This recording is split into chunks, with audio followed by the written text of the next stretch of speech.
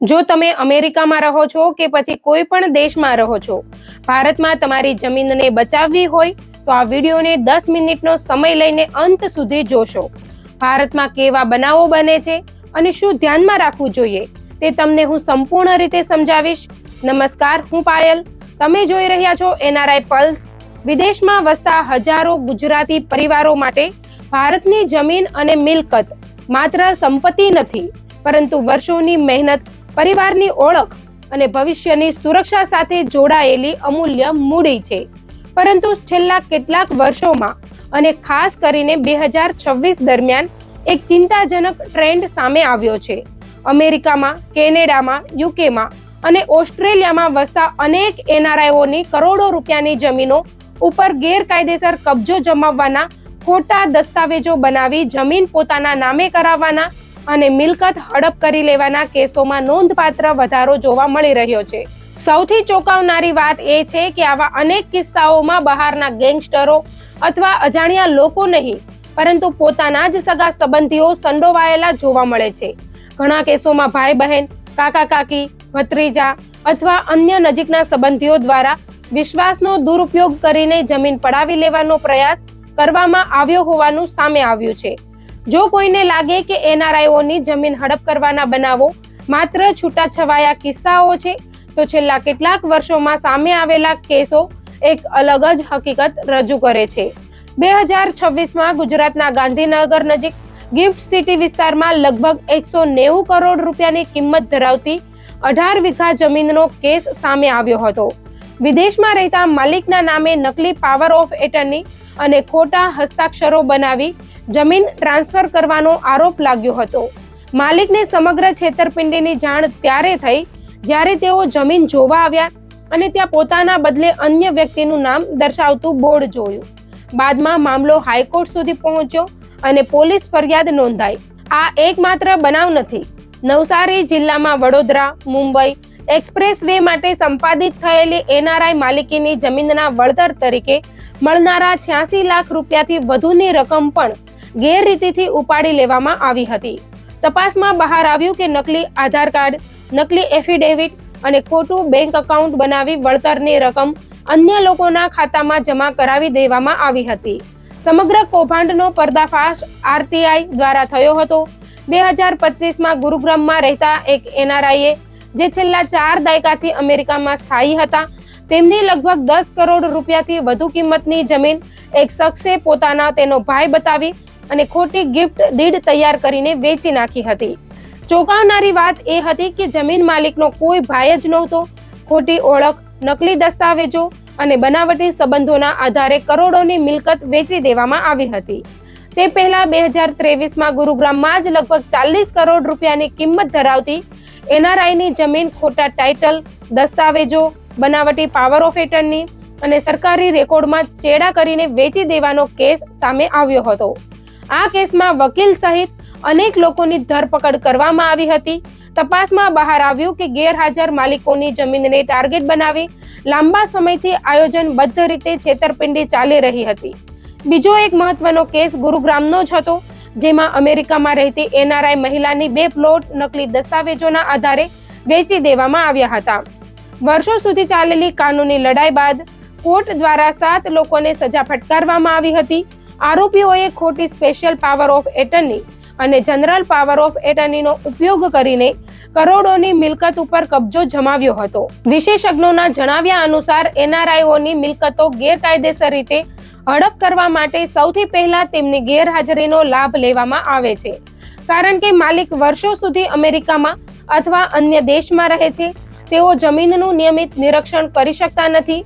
ઘણા લોકો વર્ષમાં એક વખત પણ પોતાના ગામ કે શહેરમાં આવી શકતા નથી. આવી સ્થિતિમાં સ્થાનિક સ્તરે રહેલા કેટલાક લોકો ધીમે ધીમે મિલકત ઉપર પોતાનો દાવો મજબૂત કરવાનો પ્રયાસ શરૂ કરે છે. શરૂઆતમાં જમીન ઉપર ખેતી શરૂ કરવામાં આવે છે, પછી કાચું બાંધકામ ઊભું કરવામાં આવે છે અને ત્યારબાદ દસ્તાવેજી પ્રક્રિયા દ્વારા માલિકી બદલવાનો પ્રયાસ કરવામાં આવે છે. 2026 દરમિયાન ગુજરાતમાં સામે આવેલા કેટલાક કેસોએ સમગ્ર NRI સમાજને ચિંતામાં મૂકી દીધા છે. ગિફ્ટ સિટી નજીક કરોડો રૂપિયાની કિંમત ધરાવતી જમીનને લઈને સામે આવેલા એક કેસમાં નકલી પાવર ઓફ એટર્ની, ખોટા હસ્તાક્ષરો અને ગેરકાયદેસર દસ્તાવેજોનો ઉપયોગ કરીને જમીન ટ્રાન્સફર કરવાનો પ્રયાસ કરવામાં આવ્યો હોવાના આક્ષેપો થયા હતા. કોર્ટની દખલ બાદ સમગ્ર મામલો બહાર આવ્યો અને તપાસ શરૂ કરવામાં આવી.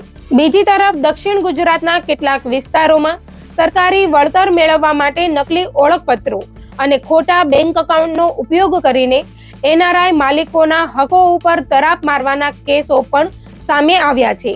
આ બનાવોએ સ્પષ્ટ કરી દીધું છે કે હવે માત્ર જમીનનો કબજો જ નહીં, પરંતુ જમીન સાથે જોડાયેલા તમામ નાણાકીય હકો પણ જોખમમાં મુકાઈ શકે છે. કાનૂની નિષ્ણાંતો જણાવે છે કે આવા કૌભાંડો સામાન્ય રીતે એક જ પેટર્નને અનુસરે છે. પ્રથમ તબક્કામાં જમીનના મૂળ માલિક વિશેની માહિતી એકત્ર કરવામાં આવે છે. ત્યારબાદ એ તપાસવામાં આવે છે કે માલિક કેટલા સમયથી વિદેશમાં રહે છે અને શું તે જમીનની દેખરેખ રાખે છે કે નહીં. જો માલિક વર્ષો સુધી ભારત આવ્યો ન હોય તો ખોટી પાવર ઓફ એટર્ની તૈયાર કરવામાં આવે છે અથવા જૂની પાવર ઓફ એટર્નીનો દુરુપયોગ કરવામાં આવે છે. કેટલાક કિસ્સાઓમાં ખોટા વારસાઈ દસ્તાવેજો બનાવીને જમીન ઉપર માલિકીનો દાવો કરવામાં આવે છે. ત્યારબાદ રેવન્યુ રેકોર્ડમાં ફેરફાર કરાવવાનો પ્રયાસ થાય છે. જો સમયસર માલિકને આ બાબતની જાણ ન થાય તો જમીન વેચાઈ પણ શકે છે. ગુજરાતી એનઆરઆઈ પરિવારોમાં એક સામાન્ય માનસિકતા જોવા મળે છે કે પોતાના સગા સંબંધીઓ ક્યારેય દગો નહીં આપે, પરંતુ અનેક કોર્ટ કેસો દર્શાવે છે કે મિલકતની કિંમત કરોડોમાં પહોંચી જાય ત્યારે સંબંધો કરતા સ્વાર્થ વધુ હાવી થઈ શકે છે. ઘણા પરિવારોમાં ભાઈઓ વચ્ચે જમીનના હકોને લઈને વિવાદો વર્ષો સુધી ચાલતા રહે છે. શરૂઆતમાં મૌખિક સમજૂતી કરવામાં આવે છે, પરંતુ સમય જતાં તે વિવાદો કાનૂની લડાઈમાં ફેરવાઈ જાય છે. કેટલાક કેસોમાં તો માલિક વિદેશમાં રહેતો હોવાથી તેના નામે ખોટા હસ્તાક્ષરો કરીને દસ્તાવેજો તૈયાર કરવામાં આવ્યા હોવાનું પણ સામે આવ્યું છે. વિશ્લેષકોનું માનવું છે કે છેલ્લા 10 વર્ષમાં ગુજરાતના ઘણા વિસ્તારોમાં જમીનના ભાવોમાં થયેલા જંગી વધારાએ પણ આવા ગુનાઓને પ્રોત્સાહન આપ્યું છે. જે જમીન એક સમયે લાખોમાં ગણાતી હતી તે આજે કરોડો રૂપિયાની બની ગઈ છે. ખાસ કરીને અમદાવાદ, ગાંધીનગર, ગિફ્ટ સિટી, સુરત, વડોદરા, નવસારી અને રાજકોટ આસપાસના વિસ્તારોમાં જમીનની કિંમતોમાં થયેલા વધારાના કારણે જૂની મિલકતો ઉપર દાવેદારી વધતી જોવા મળી રહી છે. વિદેશમાં વસતા લોકો માટે આ જમીનો ભવિષ્યનું રોકાણ હોય છે, પરંતુ કેટલાક લોકો માટે તે ઝડપી કમાણીનું સાધન બની ગઈ છે. તો પ્રશ્ન એ થાય છે કે એનઆરઆઈઓ પોતાની કરોડોની મિલકતને કેવી રીતે સુરક્ષિત રાખી શકે. નિષ્ણાંતોના મતે સૌથી મહત્વપૂર્ણ પગલું છે નિયમિત દસ્તાવેજી ચકાસણી. ઘણા લોકો જમીન ખરીદ્યા બાદ વર્ષો સુધી 7/12 હકપત્ર અથવા અન્ય રેવન્યુ રેકોર્ડ તપાસતા નથી, પરંતુ આજના ડિજિટલ યુગમાં દર 3 થી 6 મહિને ઓનલાઈન રેકોર્ડ ચકાસવા જોઈએ. જો કોઈ નવી એન્ટ્રી અથવા શંકાસ્પદ ફેરફાર જોવા મળે તો તરત જ તેની તપાસ કરવી જોઈએ. બીજું મહત્વનું પગલું છે પાવર ઓફ એટર્ની આપતી વખતે અત્યંત સાવધાની રાખવી. ઘણા લોકો પોતાના ભાઈ અથવા અન્ય સગાને જનરલ પાવર ઓફ એટર્ની આપી દે છે, જે બાદમાં ગંભીર સમસ્યાઓ ઊભી કરી શકે છે. કાનૂની નિષ્ણાંતો સલાહ આપે છે કે શક્ય હોય ત્યાં સુધી સ્પેશિયલ પાવર ઓફ એટર્નીનો ઉપયોગ કરવો જોઈએ અને માત્ર ચોક્કસ કામ માટે જ સત્તા આપવી જોઈએ. તમામ સત્તાઓ એક જ વ્યક્તિને સોંપી દેવી જોખમી બની શકે છે.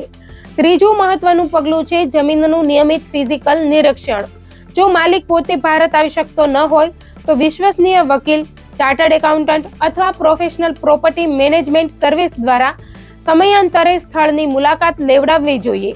જમીનના ફોટોગ્રાફ્સ, વિડીયો અને જીપીએસ રેકોર્ડ જાળવવાથી ભવિષ્યમાં કોઈ વિવાદ ઊભો થાય તો પુરાવા તરીકે ઉપયોગ થઈ શકે છે. નિષ્ણાંતો એ પણ સલાહ આપે છે કે તમામ મૂળ દસ્તાવેજોની ડિજિટલ કોપી સુરક્ષિત ક્લાઉડ સ્ટોરેજમાં રાખવી જોઈએ.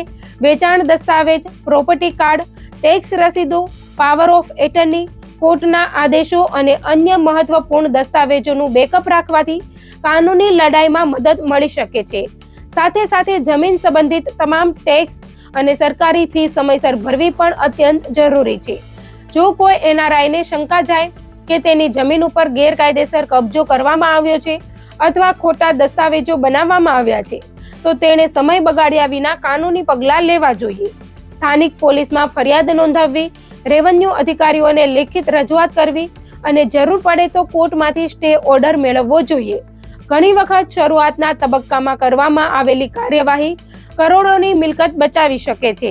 આખરે એક મહત્વની વાત એ છે કે જમીન ખરીદવી જેટલી મહત્વની છે એટલું જ મહત્વ તેનું સંચાલન અને રક્ષણ કરવાનું પણ છે.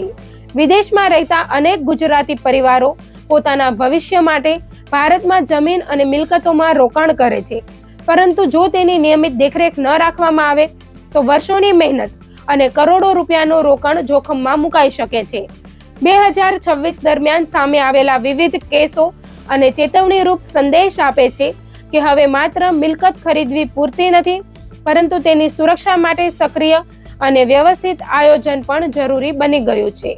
એનઆરઆઈઓએ પોતાના દસ્તાવેજો, revenue record, power of attorney અને મિલકતની સ્થિતિ ઉપર સતત નજર રાખવી પડશે, કારણ કે આજના સમયમાં સૌથી મોટું જોખમ બહારના લોકો નહીં, પરંતુ ક્યારેક પોતાના જ વિશ્વાસુ ગણાતા લોકો તરફથી પણ ઊભું થઈ શકે છે.